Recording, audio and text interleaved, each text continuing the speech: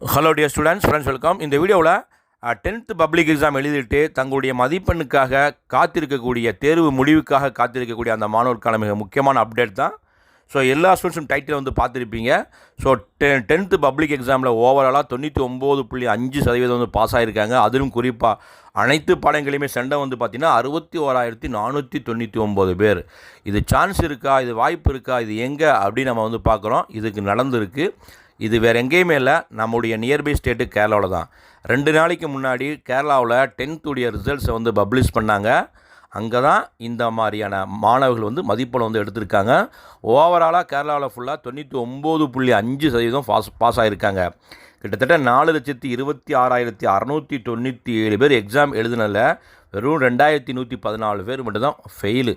அதுவும் கடந்த ஆண்டுகளை விட ஒரு 200 பேர் வந்து அதிகமாக ஃபெயில் ஆகியிருக்காங்களாம். இதுதான் கூடுதல் தகவல். அதை விட வந்து பார்த்திங்கன்னா இன்னொரு ரொம்ப முக்கியமான விஷயம் என்னென்னா, எல்லா பாடங்களையுமே சென்டம் எடுத்த ஸ்டூடெண்ட்ஸ் வந்து பார்த்திங்கன்னா 61,499. இப்போ கேரளாவை பொறுத்தளவுக்கு நம்ம தமிழ்நாடு மாதிரி மதிப்பெண் வந்து கொடுக்க மாட்டாங்க. +2க்கு மட்டும்தான் மார்க்கை வந்து கொடுக்குறாங்க. 10th பப்ளிக் எக்ஸாமுக்கு வந்து கிரேடு வந்து கொடுப்பாங்க. A grade, A+ grade. அப்போ A+ கிரேடு அப்படின்னா கம்ப்ளீட்டாக அனைத்து பாடங்களையும் சென்டம். கேட்குறதுக்கே தலை சுற்றுது. நம்ம தமிழகத்தை பொறுத்தவரைக்கும் வந்து பார்த்திங்கன்னா ரிசல்ட்ஸ் 10th கடந்த ஆண்டுகளில் வந்து 90%, 91%, 92% தான் மேக்ஸிமம் வந்து எடுத்துக்கிட்டே வர்றாங்க.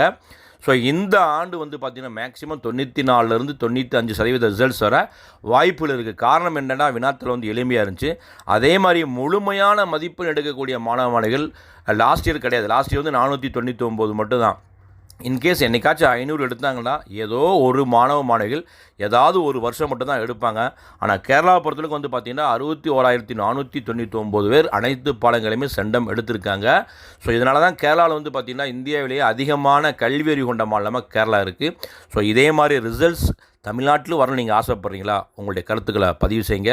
ஸோ 10th மாணவர்கள் வந்து ரிசல்ட்ஸ் எப்போ வரணும்னு கன்ஃபியூஸாக இருக்கீங்க. ஒரே ஒரு நாளைக்கு வெயிட் பண்ணுங்கள். உங்களுக்கு அஃபீஷியல் அப்டேட் மே 15, மே 16, மே 17 இந்த மாதிரி பல்வேறு குழப்பங்கள் இருக்குது. ஸோ உங்களுக்கு நாளை மறுநாள் வந்து பிரேக்கிங் நியூஸ் எல்லா சேனல்லையும் அப்டேட் வந்து கொடுத்துருவாங்க. 10th and 11th எப்போ பப்ளிக் எக்ஸாமுடைய ரிசல்ட் டேட் அஃபீஷியலாக நாங்கள் கொடுக்க போகிறோம்னு. இந்த வீடியோ பிடிச்ச லைக் பண்ணுங்கள். மறக்காமல் இந்த ரிசல்ட்ஸுடைய உங்களுடைய கருத்துக்களையும் கமெண்டில் வந்து சொல்லுங்கள்.